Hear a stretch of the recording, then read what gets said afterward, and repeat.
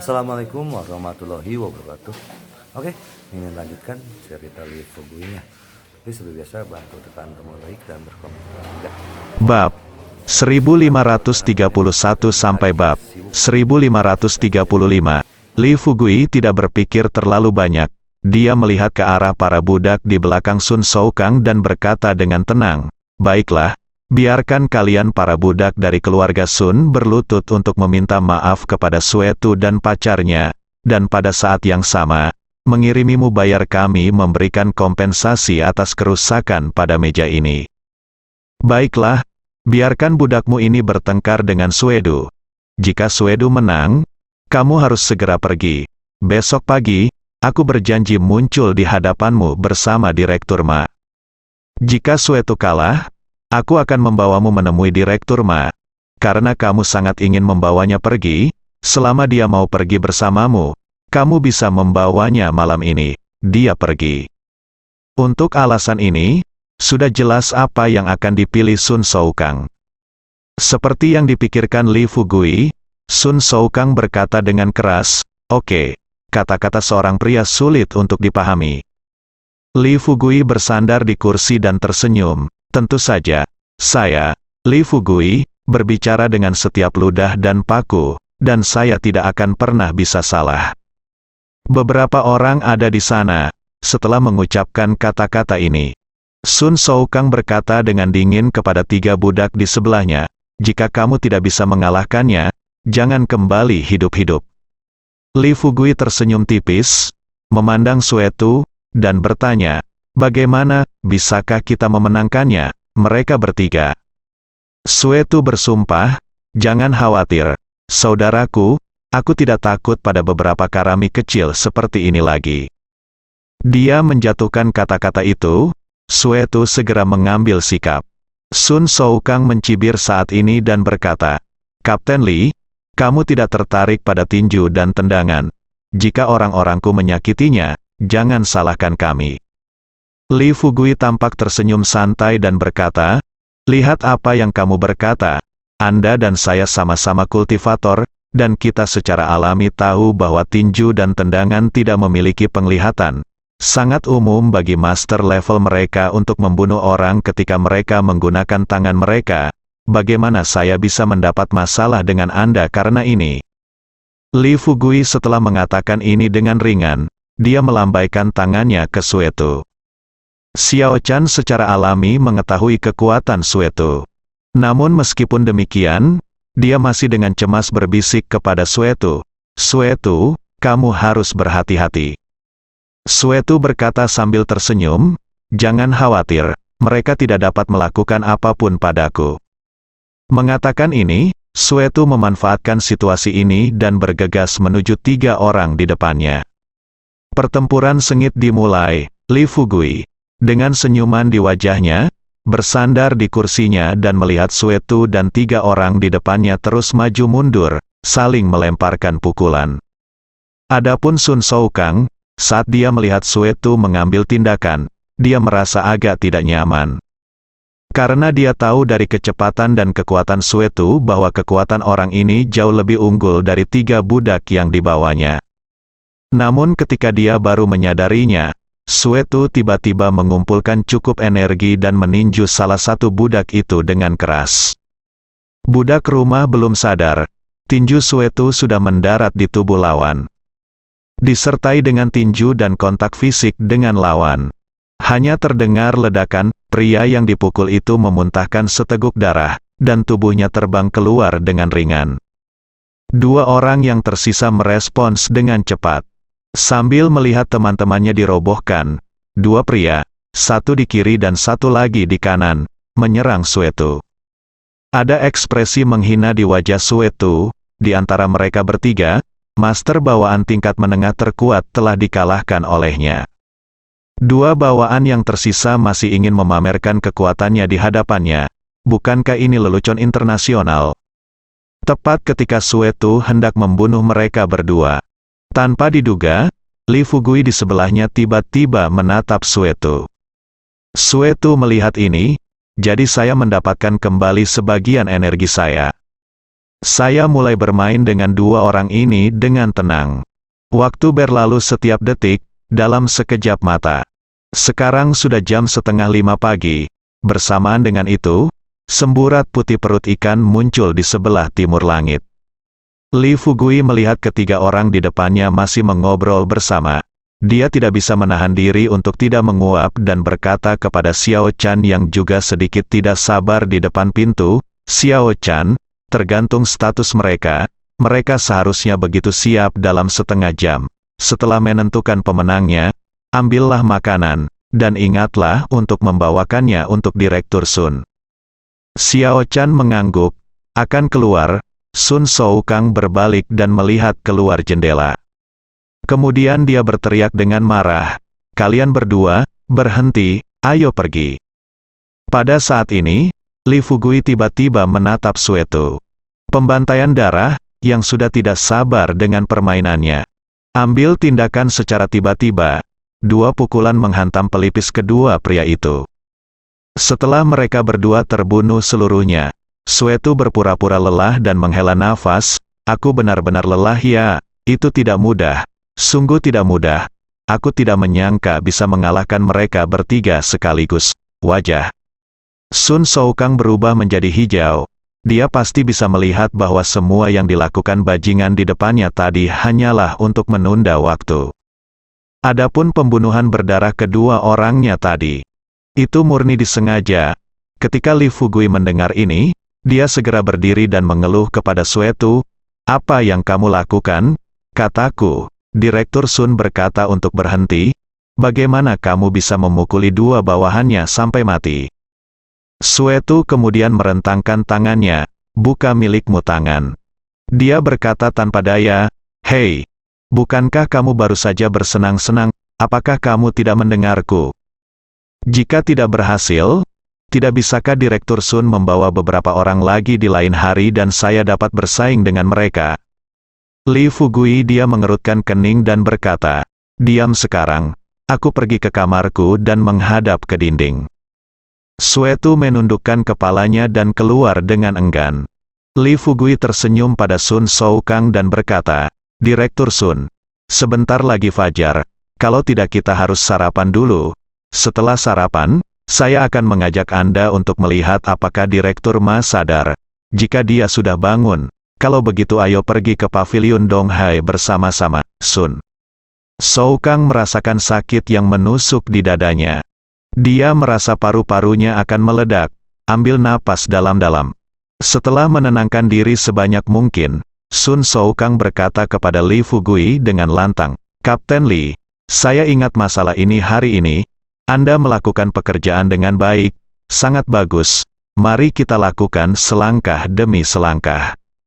Mendengar ini, Li Fugui tampak bingung dan bertanya, "Direktur Sun, apa maksud Anda dengan ini? Sepertinya saya tidak melakukan apapun."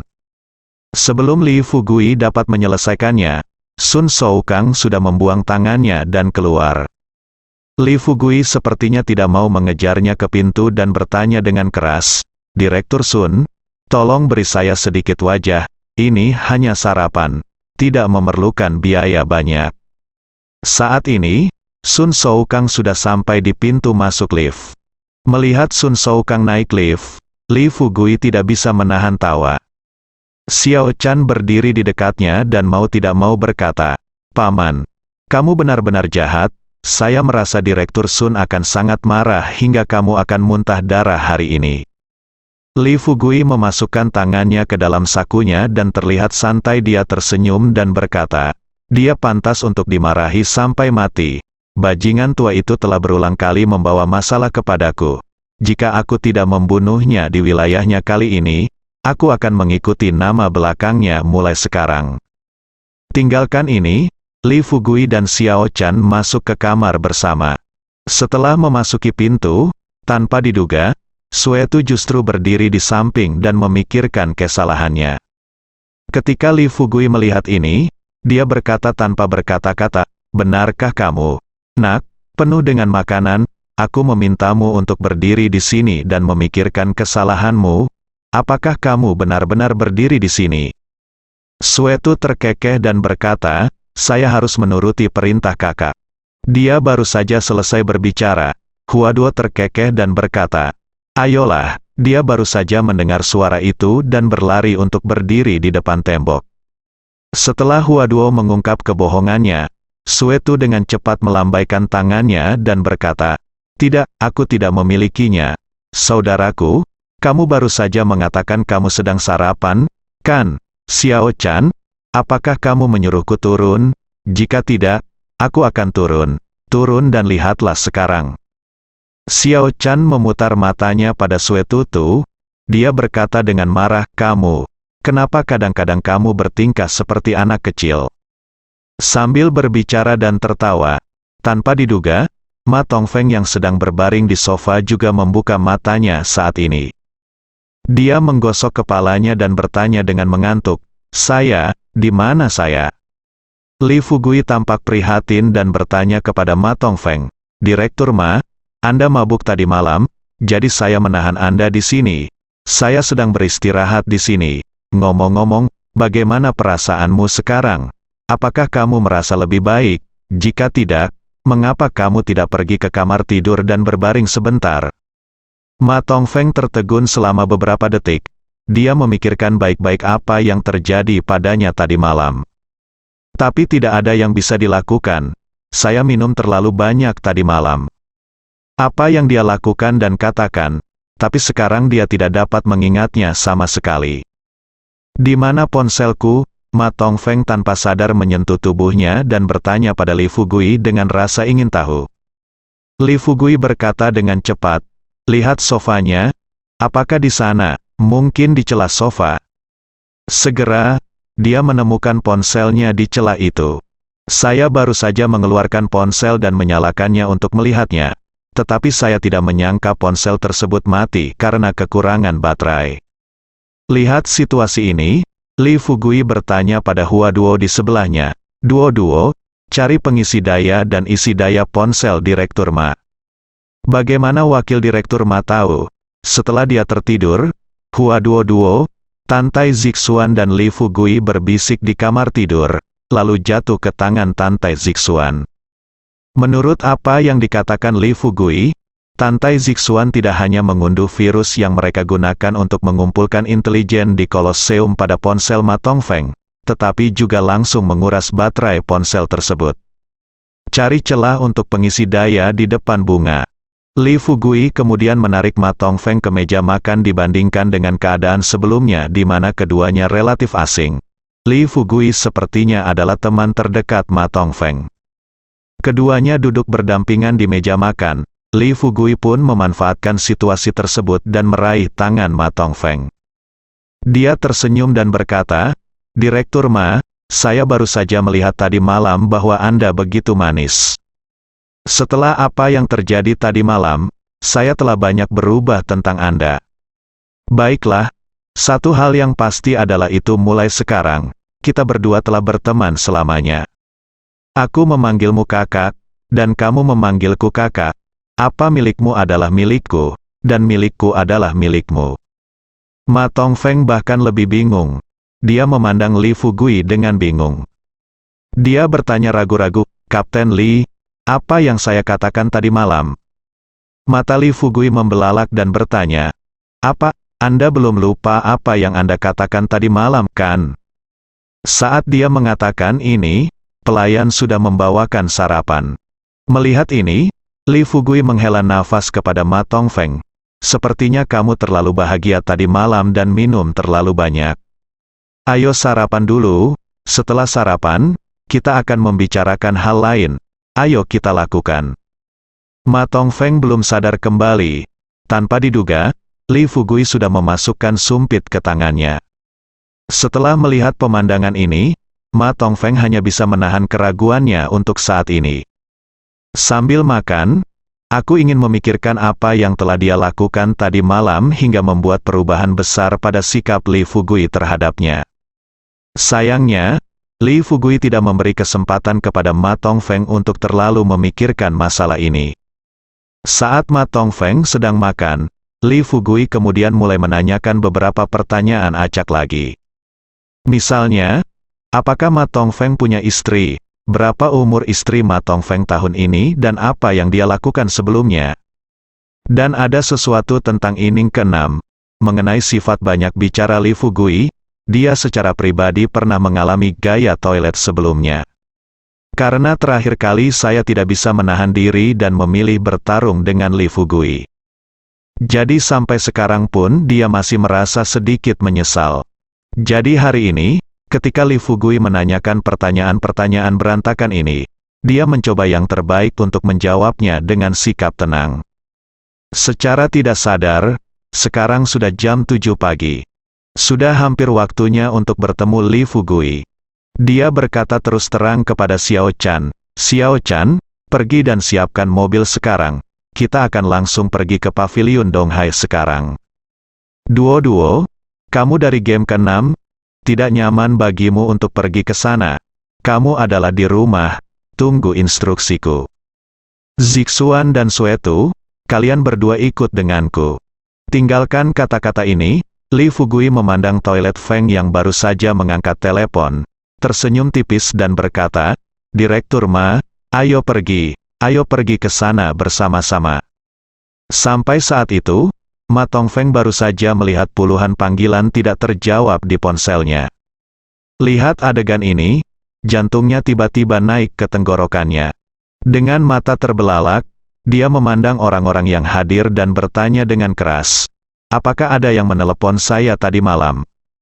Li Fugui tersenyum dan berkata, "Ya, ada apa?" Ma Tongfeng meraung keras, "Sejak seseorang menelepon saya telepon, kenapa kamu tidak membangunkanku?"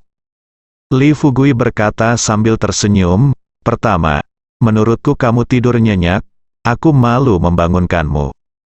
Kedua, mengapa aku harus membangunkanmu?" Mata Ma Tongfeng memerah. Dia mengepalkan tinjunya dan diam-diam mengutuk dalam benaknya, "Kamu bajingan, jika aku tidak bisa mengalahkanmu, bagaimana aku bisa begitu marah padamu sekarang?" Sambil memikirkan hal ini, Ma Tongfeng menekan amarah di hatinya sebanyak mungkin. Tepat ketika dia hendak menelepon kembali Sun Soukang, Li Fugui melanjutkan, "Direktur Ma, apakah Anda berencana menelepon Direktur Sun? Jika demikian, saya menyarankan Anda untuk tidak menelepon. Direktur Sun datang menemui Anda pada jam 3 atau 4 pagi tadi malam. Tunggu sampai fajar sebelum berangkat." Pikiran Ma Tongfeng berdengung. Tadi itu hanya amarah yang membara di hatiku.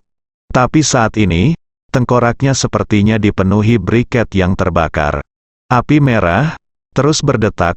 Melihat Li Fugui di depannya, Ma Tongfeng tampak melihat kerangka tanpa daging dan darah. Tengkorak itu kini membuka mulutnya, siap menelannya dalam satu gigitan. Takut, amarah terus-menerus menelan kendali Ma Tongfeng. Li Fugui tampak santai dan mendatangi Ma Tongfeng sambil tersenyum. Dia berkata dengan tenang, "Direktur Ma, jangan cemas. Haha, dengan cara ini, Anda telah mendengar apa yang baru saja saya pesan. Saya berencana untuk pergi ke sana selanjutnya. Aku akan pergi bersama untuk game ke-6-mu. Dalam perjalanan ke sana, aku akan bercerita lebih banyak tentang apa yang terjadi tadi malam." Ma Tongfeng tiba-tiba membuka mulutnya. Seteguk darah hitam muncrat dari mulutnya. Li Fugui tampak prihatin dan bertanya, "Direktur Ma, ada apa denganmu? Anda baik-baik saja, tetapi mengapa Anda muntah darah? Ayo, cepat duduk dan biarkan saya melihat apa yang terjadi dengan Anda." Hanya mengatakan, tanpa diduga, Ma Tongfeng berusaha sekuat tenaga untuk mendorong Li Fugui menjauh. Lalu dia menyeka darah dari sudut mulutnya dengan tinjunya. Dia berkata dengan keras kepada Li Fugui, "Li Fugui, kamu kejam, kamu benar-benar kejam. Tunggu saja, aku tidak akan pernah selesai denganmu dalam hidup ini." Setelah melihat Ma Tongfeng keluar, senyuman tipis muncul di sudut mulut Li Fugui. Dia berbalik, melihat Tantai Zixuan. "Zixuan, apakah program yang Anda install tersedia sekarang?" Tantai Zixuan mengeluarkan ponselnya dan langsung membuka program tersebut. Ketika dia menyerahkan ponselnya kepada Li Fugui, dia tersenyum dan berkata kepada Li Fugui, "Jika dia menelepon, Akan ada pesan di sini. Jika kita ingin mendengarkan, kita dapat memilih untuk menjawabnya. Dia akan ada di telepon-telepon lah. Kita dapat dengan jelas mendengar apa yang kita katakan kepada orang lain. Lee Fugui menyeringai dan berkata, "Hei, ini bagus. Kita masih bisa menggunakan program semacam ini dalam jumlah besar di masa depan. Ayo. Pergi, ayo dengarkan sambil berjalan." Setelah beberapa saat, sekelompok orang mendatangi mobil. Xiao Chan baru saja menyalakan mobil ketika Lee Fugui menerima perintah di ponselnya. Lee Fugui bersandar di kursinya dan langsung memilih untuk menjawab panggilan tersebut tanpa berpikir terlalu banyak.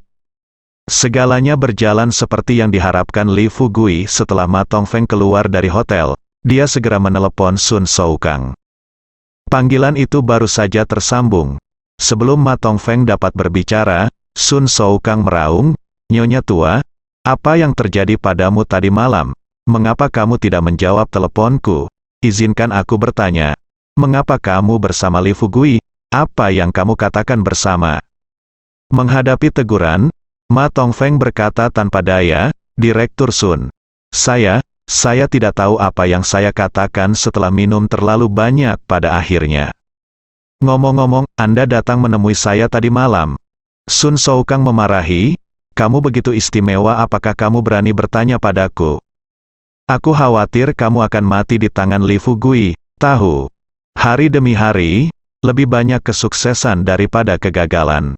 Hal hebat apa yang bisa kukatakan padamu dapat mencapainya?" Ma Tongfeng juga mengatakan bahwa saya merasa telah sedikit dirugikan. Hal ini merupakan niat Sun Shoukang dari awal hingga akhir. Jika Sun Shoukang tidak memberitahunya tentang keracunan Lee Fugui dan pada saat yang sama mengungkap kesulitan mereka saat ini, bagaimana dia bisa pergi ke Hu Jingyun untuk menyingkirkan Lee Fugui? Sekarang, meski dikatakan gagal, tapi setidaknya aku sudah mencoba yang terbaik. Tepat di depan Sun Shoukang, Ma Tongfeng tentu saja tidak bisa membicarakan hal ini. Dia hanya bisa terus mengakui kesalahannya dan berkata kepada Sun Shoukang, "Direktur Sun, saya salah. Jangan khawatir, saya tidak akan pernah melakukan hal seperti itu lagi di masa depan." Setelah Ma Tongfeng selesai berbicara, pikiran Sun Shoukang berubah. Dia mengetahuinya, Ma Tongfeng dan Lee Fugui bisa duduk bersama dan mengobrol. Dari video yang diberikan Lee Fugui tadi malam, dia bisa menyimpulkan bahwa Ma Tongfeng pasti sedang dalam mood yang baik saat itu. Ketika seseorang sedang dalam suasana hati yang baik dan mabuk, sangat mudah untuk mengungkapkan beberapa rahasia. Selain itu, Xiao Chan mengatakan tadi malam bahwa Lee Fugui berencana membantu seseorang. Gabungkan poin-poin ini, Sun Shoukang memiliki ilusi samar bahwa Ma Tongfeng telah mengkhianatinya. Pikirkan ini, Sun Shoukang sudah memiliki pikiran membunuh di dalam hatinya. Pikirkan sejenak, setelah berusaha menenangkan dirinya sebanyak mungkin, dia terus bertanya kepada Ma Tongfeng, "Nyonya tua, aku bertanya padamu sekarang, apakah kamu benar-benar tidak ingat apa yang kamu katakan kepada Lee Fugui tadi malam?" Pikiran Ma Tongfeng berada dalam keadaan kekacauan. Setelah beberapa detik terdiam, akhirnya dia memberikan jawaban yang sama seperti sebelumnya. Setelah mendapat jawaban Ma Tongfeng, Sun Shoukang lalu berkata terus terang kepada Ma Tongfeng, "Ma tua, beritahu aku sekarang, kamu di mana? Aku akan datang kepadamu sekarang. Biar ku beritahu, Lee Fugui pernah berkata bahwa dia akan datang ke game ke-6 bersamamu hari ini, dan kamu tahu, kita berdua hanyalah belalang di tali sekarang. Jika kamu tidak dapat mengingat apa yang kita katakan tadi malam, aku khawatir dia akan membunuh kita hari ini. Jadi sebaiknya kita duduk bersama sekarang. Mari kita pikirkan perlahan-lahan dan ceritakan semuanya tentang tadi malam." Sun Shoukang mengatakan ini, Ma Tongfeng tidak terlalu memikirkannya. Dia mengangguk dan berkata, "Baiklah, saya di rumah dan di tempat parkir hotel sekarang, mungkin tidak nyaman bagi kita untuk bertemu di sini. Mari kita bertemu 20 menit lagi di pintu masuk Bazi Hutong, utara Donghai Pavilion. Bagaimana?" Sun Shoukang berkata terus terang, Oke, bagus sekali. Kalau begitu kita akan bertemu di pintu masuk gang ini. Kamu akan duduk di dalam mobil dan menungguku. Ngomong-ngomong, kamu masih mengendarai mobilmu kan?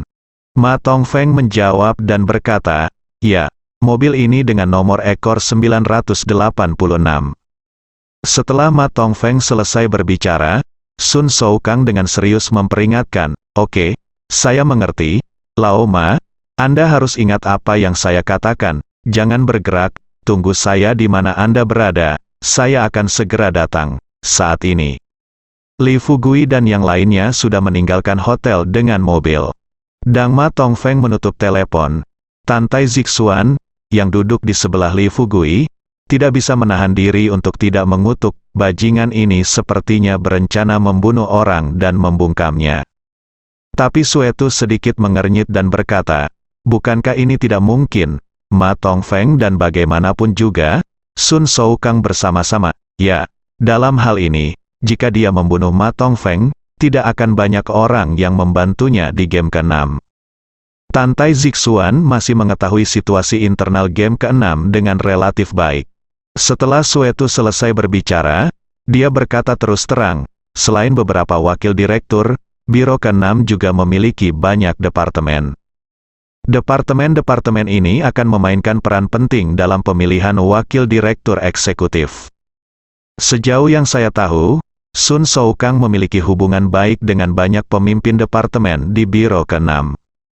Li Fugui bergumam dengan suara rendah, baiklah, ayo kita ke sana dulu dan lihat setelah kita sampai di sana, tunggu saja aku di dekat Bazi Hutong. Suetu berkata dengan sedikit gelisah, saudaraku, jika Sun Shoukang benar-benar berencana membunuh Ma Tongfeng, dia pasti akan mengirimkan banyak ahli. Kamu pergi ke sana sendirian, aku selalu merasakan sedikit di hatiku, tidak terlalu praktis. Dengarkan ini, Li Fugui melambaikan tangannya dan berkata sambil tersenyum, apa yang tidak bisa diandalkan tentang ini? Haha, jangan khawatir, tidak peduli seberapa kuat Tuan Sun Shoukang, apakah dia masih bisa mengalahkanku? Pada saat ini, Tantai Zixuan He bertanya dengan suara rendah, Fugui, aku ingin tahu, jika kamu menyelamatkan Ma Tongfeng, lalu apa rencanamu dengannya? Li Fugui tersenyum tipis dan berkata, tentu saja kamu akan membawanya ke pavilion Donghai. Tantai Zixuan lanjutkan bertanya, saya tahu Anda berencana membawanya ke pavilion Donghai. Pertanyaannya adalah, setelah membawanya ke sana, apakah Anda berencana menggunakannya untuk keperluan Anda sendiri, atau... Sebelum Tantai Zixuan dapat menyelesaikannya, Li Fugui tersenyum santai dan berkata, bagaimana saya bisa menggunakan orang seperti itu? Tantai Zixuan bahkan lebih bingung. Jika Li Fugui tidak berniat menggunakan Ma Tongfeng, maka jika Ma Tongfeng dibawa ke pavilion Donghai, hanya akan ada satu akhir bagi Ma Tongfeng, yaitu kematian. Apapun itu adalah kematian. Mengapa mereka sekarang berlari menyelamatkan Ma Tongfeng? Namun, sebelum Tantai Zixuan sempat bertanya, Li Fugui sudah mengetahui pikiran Tantai Zixuan. Dia tersenyum dan berkata, saya pikir Anda pasti penasaran, mengapa saya harus menyelamatkannya. Tantai Zixuan mengangguk. Li Fugui berkata terus terang, sebenarnya, alasannya sangat sederhana. Jika Ma Tongfeng dibunuh oleh Sun Shoukang dalam situasi ini, kita masih perlu menemukan bukti untuk membuktikan bahwa Sun Shoukang lah yang membunuh Ma Tongfeng. Dan Sun Shoukang pasti sudah Anda juga telah melihat bahwa bajingan ini adalah pria yang melakukan semua yang dia bisa. Saya pikir begitu Ma Tongfeng meninggal, dia pasti akan menaruh baskom kotoran di kepala kita, Qi Kuai Kuo. Menunggu saat itu, aku sedikit pasif. Tetapi jika kita bisa membawa Ma Tongfeng hidup-hidup ke Sun Shoukang, dan jika kita bisa menyatukan Ma Tongfeng dengan Hu Jingyun untuk memberitahunya tentang rencananya untuk membunuhku. Dengan air kencing Sun Shoukang, dia pasti akan dibunuh, ditanggapi dengan serius. Di depan saya dan wakil direktur Biro ke-6 lainnya, Ma Tongfeng akan dieliminasi sesuai dengan peraturan Biro ke-6. Dalam hal ini, dia harus menanggung tuduhan membunuh Ma Tongfeng sendirian. Li Fugui mendengar setelah penjelasannya selesai. Tantai Zixuan akhirnya bereaksi.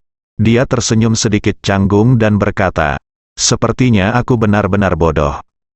Berbicara tentang Ma Tongfeng, setelah menutup telepon, tanpa berpikir panjang, dia segera bergegas menuju tempat yang mereka sepakati. Hanya kurang dari setengah jam, ketika Ma Tongfeng sampai di tempat parkir di Bazi Hutong, dia menghentikan mobilnya, menyalakan rokok, dan mulai menunggu dengan cemas hingga Sun Shoukang tiba. Waktu berlalu setiap detik, kurang dari 10 menit kemudian.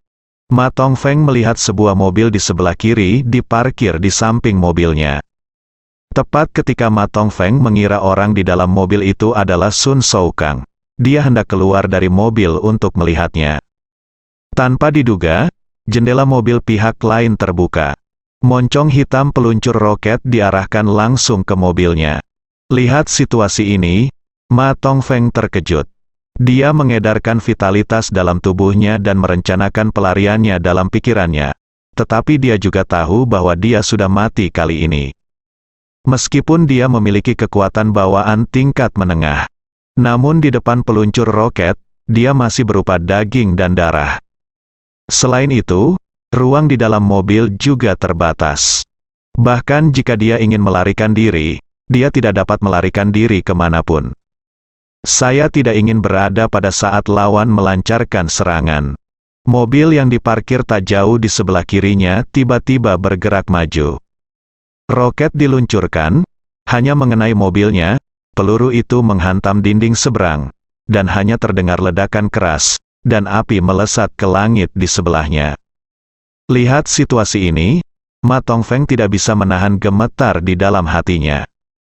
Setelah dia menenangkan diri sebanyak mungkin, 7 atau 8 pria berbaju hitam tiba-tiba datang dari segala arah. Saat dia hendak pergi, salah satu pria itu memecahkan jendela dengan tinjunya dan meraih bahu Ma Tongfeng.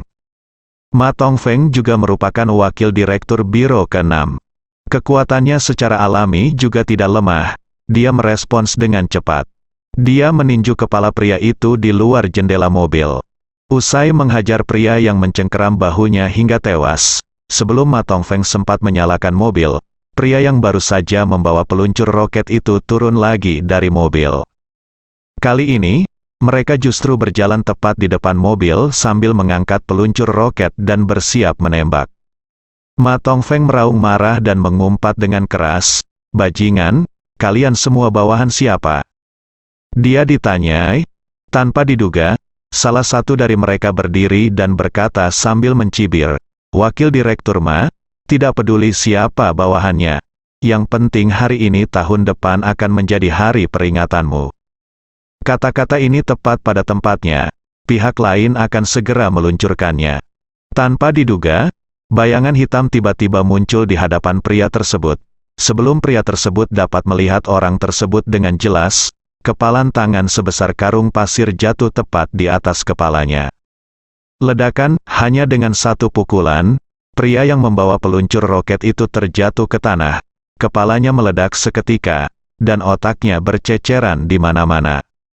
Mata Ma Tongfeng membelalak, dia melihat pemandangan di depannya dengan tidak percaya. Pada saat ini, orang-orang di dekatnya dibagi menjadi 2 kelompok. 2 dari mereka bergegas menuju Li Fugui. 4 sisanya terus menyelesaikan tugas mereka yang belum selesai. Ada rasa jijik di mata Li Fugui. Untuk dia, orang-orang di depannya ini tidak cukup untuk dia bunuh. Sebelum mereka bisa bergegas ke arahnya, Li Fugui muncul di antara mereka dalam sekejap. Dia meninju dengan 2 pukulan, dan 2 pria yang hendak membunuh Li Fugui jatuh ke dalam genangan darah. Ma Tongfeng tidak sesantai Li Fugui. Dia belum sadar. Tanpa diduga, seseorang bergegas mendekat, tinju itu terayun ke arah kepalanya lagi. Seperti yang terlihat, pihak lain benar-benar ada di sini untuk mengambil nyawanya. Sudah terlambat, ini cepat, Li Fugui terbang ke arah Ma Tongfeng. Kemudian dia meraih pria di sebelahnya dan mengusirnya dengan lembut. Kemudian dia memandang Ma Tongfeng dan berkata, "Direktur Ma, saya meminta Anda untuk ikut dengan saya, tetapi Anda tidak mendengarkan. Apakah Anda menyesal sekarang? Di antara, Li Fugui mengangkat kakinya lagi. Setelah mengusir pria di sebelahnya, dia memandangi dua budak di depannya yang tidak berani terburu-buru dan berkata sambil tersenyum, "Kamu harus memberitahuku dengan jujur siapa yang memintamu untuk datang. Jika kamu tidak memberitahuku, haha, aku akan mempersulitnya untuk kamu makan. Ayo pergi." Keduanya saling memandang, mengetahui bahwa mereka bukan tandingan anak laki-laki di depan mereka. Jadi dia segera berbalik dan bersiap untuk melarikan diri. Namun, Li Fugui tidak mungkin memberi mereka kesempatan untuk melarikan diri. Saat keduanya hendak pergi, Li Fugui melangkah maju dan meraih leher kedua pria itu dengan kedua tangannya. Keduanya berbalik dan mengayunkan tinju ke arah Li Fugui. Li Fugui mengedarkan vitalitas dalam tubuhnya dan melindungi tubuhnya. Kedua tinju itu sepertinya mendarat di pelat baja. Klik, di bawah tekanan tersebut, lengan mereka langsung patah. Senyuman tipis muncul di sudut mulut Li Fugui. Ada sedikit rasa jijik di matanya. Dia berkata kepada mereka berdua, "Sepertinya pemahamanmu tentang master masih belum tepat." Faktanya, saat pembunuhnya muncul, Ma Tongfeng sudah tahu siapa yang mengirim orang-orang ini. Hanya, lagi pula dia tidak bisa memahaminya. Mengapa Sun Shou-kang melakukan ini, dalam waktu kurang dari 30 detik. Ketika Li Fugui menyingkirkan pembunuh di depannya, menangkap budak keluarga Sun di tangannya, dan menanyakan identitasnya, Ma Tongfeng menunjukkan senyuman pahit di bibirnya. Dia mendatangi Li Fugui dan berbisik, "Kapten Li, jangan tanya, ayo kita pergi ke paviliun Donghai bersama." Li Fugui tampak tidak setuju dan berkata sambil tersenyum, "Direktur Ma, Anda tidak mengizinkan saya menanyakan hal ini. Ketika saatnya tiba, jangan katakan orang-orang ini diutus olehku." Ma Tongfeng sepertinya berkata dengan serius, "Jika kamu ingin membunuhku, kamu pasti sudah melakukannya sejak lama, bagaimana kamu bisa menunggu sampai sekarang?" Kata-kata itu membuahkan hasil. Ma Tongfeng melirik pria yang menginjak kaki Li Fugui.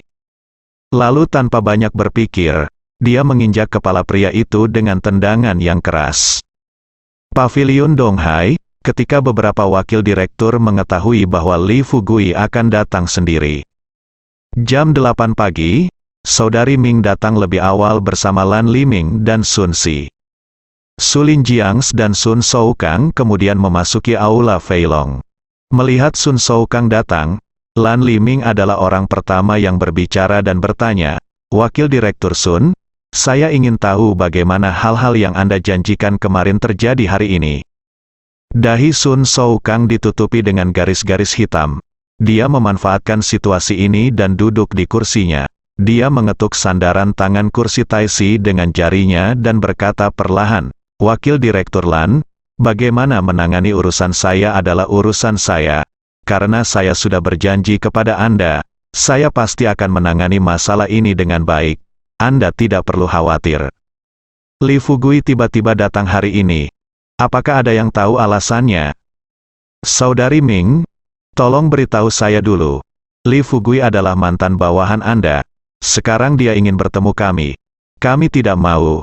Saya pikir Anda harus tahu apa miliknya tujuannya, kan? Menghadapi pertanyaan Sun Shou-kang, seolah tidak ada yang salah, Sister Ming mengangkat kepalanya dan tersenyum tipis dan berkata, "Wakil Direktur Sun, jangan lupa, saya sudah katakan sebelumnya bahwa tidak nyaman bagi saya untuk terlibat dalam apapun yang berhubungan dengan Li Fugui. Selain itu, sejak kejadian terakhir terjadi, saya belum pernah bertemu Li Fugui, dan sekarang dia tiba-tiba ingin datang menemui kami. Bagaimana saya bisa tahu apa yang ingin dia lakukan?" Sun Shou-kang berkata sambil tersenyum, "Haha, Saudari Ming, kamu benar-benar belum pernah bertemu Li Fugui sebelumnya." Saudari Ming tidak menjelaskan. Dia hanya meninggalkan kalimat, "percaya atau tidak." Sun Shou-kang melihat situasi ini, jadi dia mengubah topik pembicaraan, dan setelah melihat sekeliling ke semua orang lagi, dia berkata dengan dingin, "Mengapa Wakil Direktur Ma belum muncul? Ayo. Wakil Direktur Su, bisakah Anda menelepon dan bertanya sekarang untuk mengetahui apakah dia akan datang? Apakah Anda berencana membiarkan begitu banyak dari kami menunggunya sendirian? Su Linjiang menjawab, keluarkan ponselmu. Saat aku hendak menelepon Ma Tongfeng, tanpa diduga, suara Ma Tongfeng tiba-tiba datang dari luar pintu. Tidak perlu berkelahi, saya di sini. Turut datang bersama Ma Tongfeng adalah Li Fugui, Tantai Zixuan, Xiao Chan dan Suetu. Beberapa orang baru saja masuk dari aula utama. Ekspresi wajah Sun Shoukang jelas berubah. Orang-orang yang baru saja dia kirimkan semuanya adalah budak yang sangat berkuasa di keluarganya sendiri. Belum lagi Ma Tongfeng terbunuh saat dia tidak siap. Bahkan jika Ma Tongfeng sudah bersiap sebelumnya, dia tetap akan tersingkir. Tapi sekarang sepertinya dia terlalu banyak berpikir. Bawahan saya ini berakhir dengan kegagalan lagi. Setelah terkejut, pikiran Sun Shoukang berubah. Dia buru-buru berdiri, dan segera mendatangi Ma Tongfeng. Nyonya tua, kamu baru saja pergi kemana? Ayo, aku ingin mengatakan sesuatu kepadamu. Kamu datang ke sini dulu. Sun Shoukang berencana membawa Ma Tongfeng keluar. Lihat situasi ini, Ma Tongfeng langsung membuka tangan Sun Shoukang yang memegang pergelangan tangannya. Dia berkata dengan serius, Wakil Direktur Sun, jika ada yang ingin Anda katakan, katakan saja di sini. Hati Sun Shoukang menegang. Ketika dia melihat senyum licik di wajah Li Fugui dari sudut matanya, dia tidak bisa menahan perasaan di tenggorokannya. Pikirkanlah sekarang, ia bahkan mulai menyesal membiarkan anak buahnya pergi dan membunuh Ma Tongfeng. Tapi untungnya, dia adalah seekor rubah tua. Dalam keadaan apapun dia tidak akan menunjukkan isi hatinya di wajahnya. Lihat Ma Tongfeng mengatakan ini. Sun Shoukang kemudian tersenyum tak berdaya dan berkata, lupakan saja. Kalau begitu, mari kita tunggu sampai kita punya waktu untuk membicarakannya di lain hari. Hari ini kita berkumpul. Terutama karena Kapten Li berkata dia ingin datang dan mendiskusikan beberapa hal dengan kami. Kami semua datang ke sini, sudah lama sekali. Kapten Li, kalau ada yang perlu Anda katakan dulu. Katanya, Sun Shoukang duduk di kursinya seolah tidak ada yang salah. Li Fugui memandang Sister Ming terlebih dahulu sambil tersenyum. Sister Ming langsung tersipu setelah melihat mata Li Fugui. Dia mengutuk diam-diam di dalam hatinya, bajingan kecil ini pantas dikutuk karena mengedipkan mata pada saat ini. Berpikir seperti ini, Sister Ming hanya memalingkan wajahnya dari melihat Li Fugui. Li Fugui berbalik dan berkata dengan senyum tenang, saya berbicara tentang pemimpin. Kita berbicara tentang keadilan dan keadilan setiap hari. Sekarang Anda sebagai pemimpin duduk dan saya berdiri. Ini sepertinya agak tidak adil, benar, tanpa menunggu Sun Shoukang dan yang lainnya berbicara. Xiao Chan sebenarnya melangkah maju dan memindahkan kursi dari samping. Meletakkannya di sebelah Li Fugui.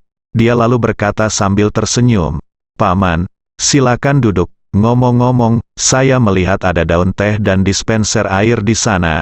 Saya akan membuatkan teh untuk Anda. Sun Shoukang menekan tombolnya, kemarahan di dalam hatinya. Melihat Xiao Chan di depannya, dia berkata dengan dingin, dari mana asalmu, gadis yang begitu berani, berlari liar di paviliun Donghai. Percaya atau tidak, aku akan meminta anak buahku untuk datang dan membunuhmu dengan satu tembakan. Pada saat ini, Xiao Chan meletakkan tangannya di pinggul dan berbicara dengan tajam. Dia berkata dengan tajam, Direktur Sun, Anda memiliki ingatan yang sangat bagus. Apa, selama pejabat negara Anda membakar, orang-orang saya tidak diizinkan menyalakan lampu. Tadi malam kamu membawa orang ke rumah dan hotel kami dan menghancurkan kami. Meja hotel mendorongku ke tanah, mengapa kamu berpura-pura tidak mengenaliku sekarang? Sun Shoukang hampir mati tercekik oleh kata-kata Xiao Chan. Dia menjilat bibirnya yang kering, tidak menunggu dia menjelaskan. Saat ini, Lan Liming tersenyum dan bertanya, Direktur Sun, apa yang Anda lakukan di rumah dan di hotel tadi malam? Wajah tua Sun Shoukang memerah karena menekannya, Dia berpikir, jangan biarkan dirimu mengambil alih kesempatan sekali dia jika ada kesempatan. Kita harus membiarkan kuku kecil ini mati tanpa tempat pemakaman. Dengan pemikiran seperti itu di benaknya, Sun Soukang menghela nafas tak berdaya.